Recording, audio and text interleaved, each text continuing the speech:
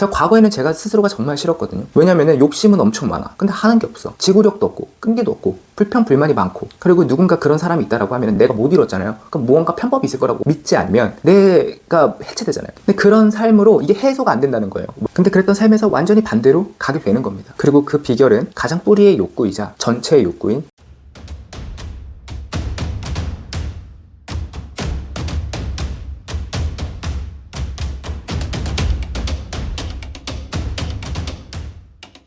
이번 영상에서는 매슬로우의 욕구 위계 이론, 그러니까 매슬로우의 5단계 욕구 이론을 통해서 불안의 원인과 해결 방법을 알려드릴 건데요. 인트로에서 보셨다시피 저도 과거에 불안증을 앓았었는데, 불안증을 앓게 되면은 삶 전체가 고통이고 창살 없는 감옥이고 삶 전체가 앞이 보이지 않을 정도로 굉장히 막연하고 두려워지죠. 하지만 이 영상 이후에는 어떠한 지도가 보일 것이고요. 지도 중에 어떤 길이 막혀서 내가 이러한 증상을 겪는구나 라는 생각이 드실 거고, 그리고 내가 이 길을 뚫게 되면은 앞으로 나한테 어떤 길이 펼쳐지겠구나가 명확하게 보이실 겁니다. 한마디로 장애물이 제거됐을 때 이후의 삶이 그려지실 거고요. 그렇기 위해서는 명확하게 무엇을 해야 하는지 모두 아시게 될 겁니다. 그리고 이것은 과거 불안증뿐만 아니라 우울, 불면을 앓았던 제가 마음의 병을 벗어날 수 있었던 비결이고요. 저뿐만 아니라 수많은 사람들이 마음의 병을 극복할 수 있었던 비결이기 때문에 꼭 끝까지 보시길 바랍니다. 먼저 매슬로우의 욕구 5단계는 이 그림과 같은데요. 저는 이 욕구의 5단계를 세분화는 되어 있지만 전체가 생존의 욕구라고 저는 보고요. 그렇기 때문에 5단계가 아니고 사실은 뿌리는 생존 욕구라고 하는 0단계가 존재한다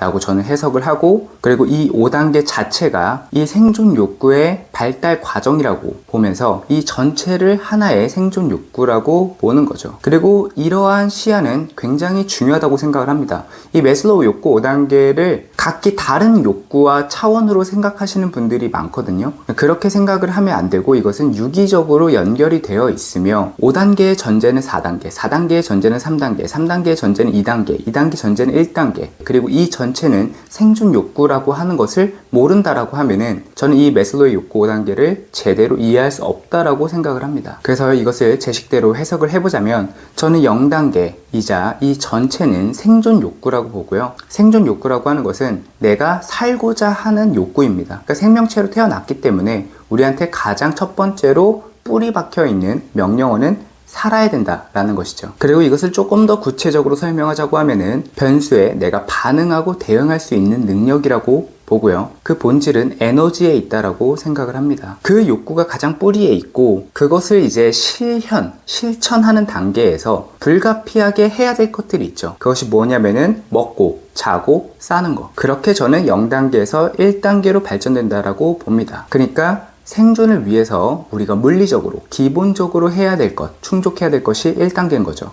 그렇게 1단계가 충족이 되면은 이제 2단계로 넘어가는데, 2단계는 안정의 욕구죠. 1단계가 내 생존의 안정을 위해서 불가피하게 최소의 마지노선을 넘어야 되는 것이라고 하면은 이것을 한층 더 강화한 것이 저는 2단계라고 봅니다. 그러니까 안정의 강화 단계인 거죠. 그 다음 세 번째는 이제 애정의 단계인데, 애정에는 이제 남녀 간의 그런 사랑뿐만 아니라 어떤 동료의 소속감, 이런 모든 것들이 이제 포함된 것인데, 이것도 저는 생존의 뿌리를 두고 있다라고 봅니다. 그래서 이것을 생존으로 번역하자고 하면은 내가 협동을 했었을 때 생존의 안정 확률이 높아지잖아요. 그리고 애정을 통해서 우리가 번식 과정을 하게 된다라고 했을 때는 내 유전자가 내가 죽더라도 여기 남아있을 수가 있는 거니까요.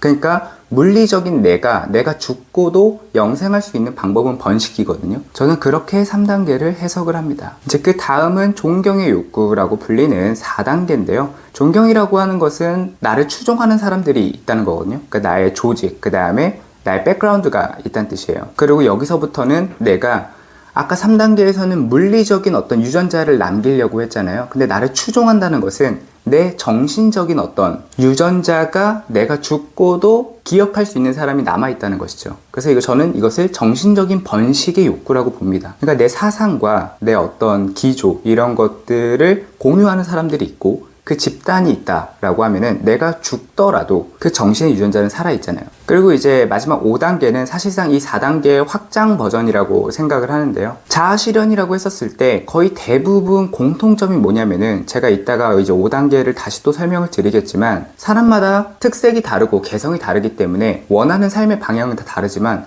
공통점은 반드시 존재하거든요. 그것은 뭐냐면은 남들에게 영향을 끼치고 싶어 한다는 겁니다. 그러니까 내 정신적인 어떤 사상이 내가 죽고도 불멸할 수 있는, 그러니까 한마디로 영생의 욕구죠. 내가 물질적인 죽음을 넘어서는 것이 이제 번식의 욕구라고 하면은, 그 물질적인 것을 넘어서 더욱더 영생할 수 있는 그런 정신적인 어떤 사상이 번식되는 것, 그것을 통해서 어떠한 이에 혹은 이들에, 나아가서는 집단에, 사회에 영향을 끼치고 싶어 하는 것, 그리고 그 영향을 끼치고 싶어 하는 것은 다시 또 이 욕구 5단계에 충족이 됩니다. 그러니까 예를 들어서 누군가가 1단계가 결핍이 해소가 안 돼. 예를 들어서 어디 오지에서는 물도 못 먹어. 혹은 밥을 굶어서 죽어. 이런 것들에 영향을 끼치고자 하는 그런 마음인 거죠. 그래서 5단계는 저는 4단계 확장 버전이라고 개인적으로 생각을 합니다. 그리고 불안은 이 2단계가 충족이 되지 않아서 생기는 거죠. 안정 욕구가 내가 충족이 안 됐기 때문에 안정되지 않은 불안을 느끼는 거잖아요.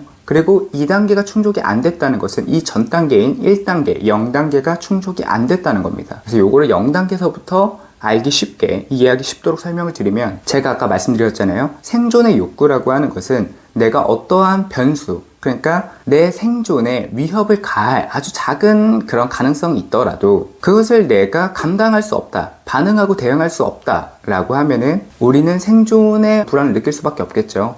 생존의 안정을 위해서 우리 뇌는 정보들을 모아놓거든요. 그 의식의 층을 무의식이라고 이야기를 합니다. 그래서 내가 변수에 반응하고 대응할 능력, 한마디로 내 에너지가 고갈된 상태라고 하면은 이 무의식은 현재 의식으로 정보들을 많이 보내요. 그러니까 그동안 모아놓은 정보들을 막 펼쳐놓는 거죠. 왜? 내가 어떻게 하면 이 생존의 안정을 더 강화시킬까? 라고 하는 본능적인 작용입니다. 그리고 무의식과 현재 의식의 경계선이 통과된 그런 정보를 생각이라고 하는데요. 한마디로 내 생존이 불안해질수록 생각이 많아진다는 겁니다. 그리고 생각이 많아지면 뇌를 많이 쓰겠죠. 뇌를 많이 쓰게 되면은 뇌에 피가 많이 요구되고요. 심장에서 머리 쪽으로 피를 보내려고 하면은 중력을 거슬러서 가야 됩니다. 그럼 심장의 입장에서도 긴장이 될 수밖에 없겠죠. 그리고 뇌, 심장, 전체 장기들은 불수의 근육입니다. 그렇기 때문에 이 근육이 긴장되면은 전체에 있는 주변 근막들이 다 긴장이 되게 돼요. 그렇게 신체 도미노 현상이 일어나게 되는데요. 첫 번째, 생각이 많아지고 일단은 심장이 긴장될수록 감정이 불안정해지겠죠.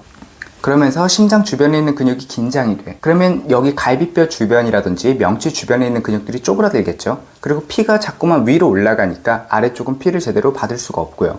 그럼 여기 밑에는 소화 및 배출계거든요. 그러니까 제대로 소화가 되지 않고 흡수가 되지 않고 배출이 되지 않는 겁니다. 그러니까 식과 배출 욕구에 문제가 생기는 거죠. 그리고 신경이 긴장되면은 엔돌핀이라는 호르몬 분비가 저하돼요. 엔돌핀이 분비가 저하되면은 도파민 욕구가 커지거든요. 도파민은 자극을 받아야 분비가 됩니다. 그래서 우리가 어떤 자극을 통해서 쾌락을 얻는 것, 이런 것들의 역치가 점점 높아지다 보니까 이 성욕에 대한 결핍이 많아지는 겁니다. 그리고 신경이 긴장되면 엔돌핀, 세로토닌, 멜라토닌 호르몬 분비가 제대로 되지 않고 뇌가 각성되면은 교감신경이 항진되고 우리 뇌는 낮이라고 인식을 하기 때문에 수면에 문제가 생깁니다. 잠을 잘 못 자고요. 자더라도 깊게 자지 못하고 에너지가 회복이 되지 않습니다. 그렇게 되면 또다시 변수에 반응하고 대응할 능력이 떨어지죠. 그럼 이것이 악순환이 계속 돌다 보면은 이 2단계가 완전히 무너지는 거죠. 그러니까 한마디로 내가 지금 불안하다라고 하는 것은 1차, 그 다음에 0번, 가장 뿌리와 그 다음에 기본적인 생리적 욕구가 전혀 충족이 안 됐다는 뜻입니다. 그러면 어떻게 해야 될까요? 0단계부터 충족을 해야 되겠죠. 그리고 이것은 제가 뿌리이자 전체라고 이야기를 드렸습니다.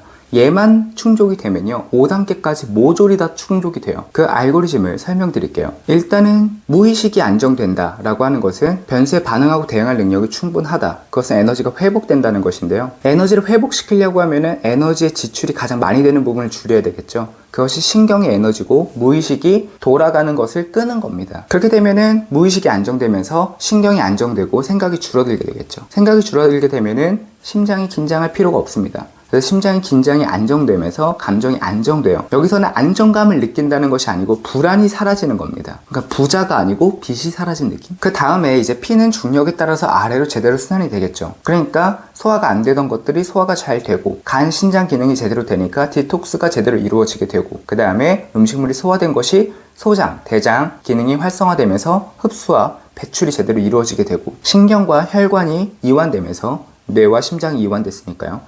신경혈관은 전체 근육을 지나다니는데요. 신경혈관이 이완되면 그 전체 근육이 회복이 되게 되고, 근육이 회복되면 젖산이라는 피로물질이 풀립니다. 그러면서 에너지가 충전이 되고 내 피지컬적인 능력이 살아나게 돼요. 그럼 내가 어떤 변수가 튀어나오더라도 반응하고 대응할 능력이 충분하죠. 그럼 다시 또 그것은 무의식의 안정, 이렇게 선순환을 돌게 되는 겁니다. 이렇게 선순환을 계속 돌게 되면은 에너지가 점점 충전이 되겠죠. 그래서 에너지가 이제 충전이 되게 되면은 의지라는 것이 생깁니다. 결국 의지라고 하는 것은 항상 있어요. 원래 있는 겁니다. 왜냐면은 욕구는 우리가 만든 게 아니잖아요. 태어났을 때부터 생겨 먹은 욕구예요. 그렇기 때문에 어디 가지 않습니다. 다만 내 에너지가 없고 당면한 문제가 내 시야를 가릴 뿐이지, 이것이 걷어지게 되면은 그런 의욕이 살아나게 돼요. 그리고 그 의욕은 관심이고요. 관심은 애정입니다. 왜냐면 애정의 반대말이 무관심이잖아요. 그러니까 애정은 곧 관심입니다. 그래서 이런 것들이 살아나게 됩니다. 그러니까 무기력한 삶이랑은 전혀 거리가 멀게 된 삶이 되는 거죠. 그렇게 되면은 내가 잊고 있었던,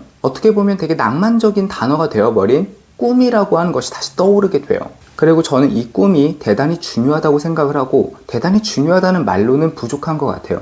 이것이 없으면은 인간으로서 사는 게 아니고 좀비처럼 사는 거라고 저는 생각을 합니다. 많은 사람들이 꿈이 뭐야? 라고 물어봤을 때 직업을 얘기하거나 자기가 갖고 싶은 어떤 물질적인 것을 얘기를 하는데, 무슨 예를 들어서 나는 강남 아파트에 살고 싶다. 무슨 물화일체도 아니고 자아실현이라고 하는 것이 꿈인데, 내가 강남 아파트가 되고 강남 아파트가 내가 되는 그런 물화일체를 실현하고 싶다는 건지, 그거는 꿈이 아니죠. 꿈이라고 하는 것은 나는 어떠한 인간인지를 내가 규정을 하고 내가 생각하는 바와 세상이 생각하는 바가 일치하도록 만드는 것, 그리고 자연적 관점으로 봤었을 때는 하루살이도 안 되는 우리의 인생이 얼만큼 더덥고 허무한가. 그랬을 때 내가 이 인생에 의미를 부여할 수 있는 건 나 스스로밖에 없기 때문에 내 스스로가 의미 있게 살기 위한 생존의 욕구인 거죠. 그러니까 그 전엔 스케치였다라고 하면 색칠을 하고 싶어지는 겁니다. 그러니까 그림을 완성하고 싶은 거죠. 그리고 이것을 조금 더 단순하게, 꿈과 자아실현을 단순하게 표현하자고 하면은 멋이라고 생각을 합니다. 내가 멋있다고 생각하는 삶, 혹은 이건 진짜 멋대가리가 없다고 생각하는 삶의 반대, 그런 삶을 살게 되어 있습니다. 왜냐하면 내 결핍이 충족이 되게 되면은 먹구름이 걷어지기 때문에 원래 있었던 태양이 그냥 떠오르는 것이에요. 그리고 그 누구도 멋없이 살고 싶은 사람은 없습니다.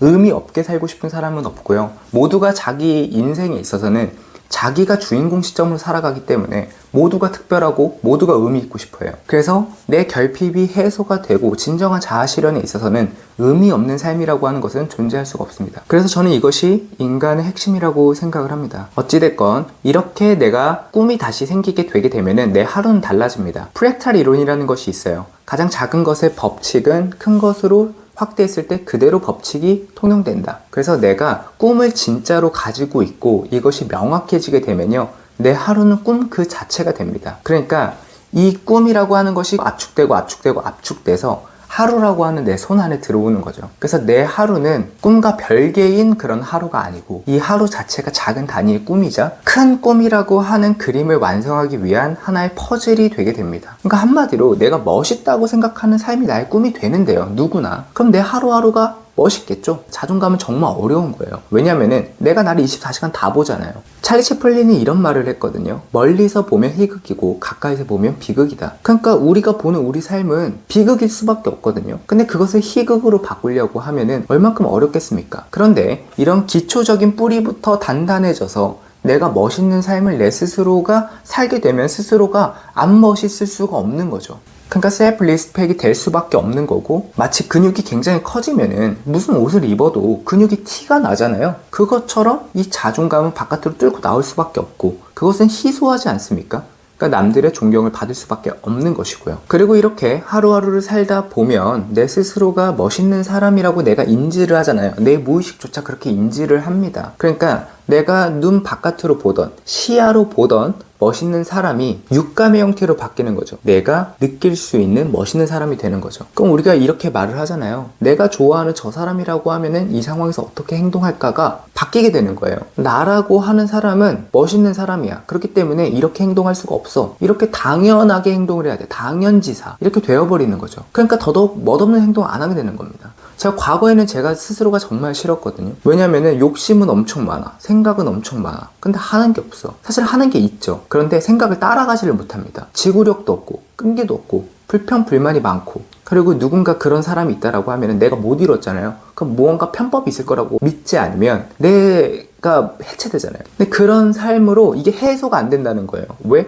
찝찝함이 있다는 건 해소가 안 됐다는 거거든요. 그러니까 쓰레기를 더 만드는 삶이 되는 거죠. 근데 그랬던 삶에서 완전히 반대로 가게 되는 겁니다. 그리고 그 비결은 가장 뿌리의 욕구이자 전체의 욕구인 내 생존의 안정, 변수에 반응하고 대응할 능력, 그러니까 내 에너지를 충전하는데 전력을 다했기 때문에 뿌리가 건강해지면 열매도 맛있고 달듯이 자연스럽게 자연의 이치에 따라서 그렇게 되어지는 거죠. 그래서 저는 아직까지도 이 영순위, 뿌리 단계만 집중을 합니다. 물론 고차원적인 것이 더 세긴 해요. 아까 말했다시피 내가 스스로 멋있다라고 느끼기 때문에 멋이 없는 그런 삶을 살지 않아요. 내 과거처럼 살지가 않는단 말이에요. 멋이 없으니까요. 남 욕하고, 남 헐뜯고, 변명하고, 합리화하고, 생각하는데 행동은 안 하고, 끈기 없고, 무언가를 원한다고 하면서 대가는 치르지 않고, 멋이 하나도 없잖아요. 제가 멋있다고 생각하는 사람은 그런 사람이 아니거든요. 그래서 이 5단계가 이루어지고 지속될수록 이 밑에 것들이 지켜지는 것이 수월하지만, 그래도 이 밑단계가 무너지면 전체가 다 무너지게 되어 있습니다.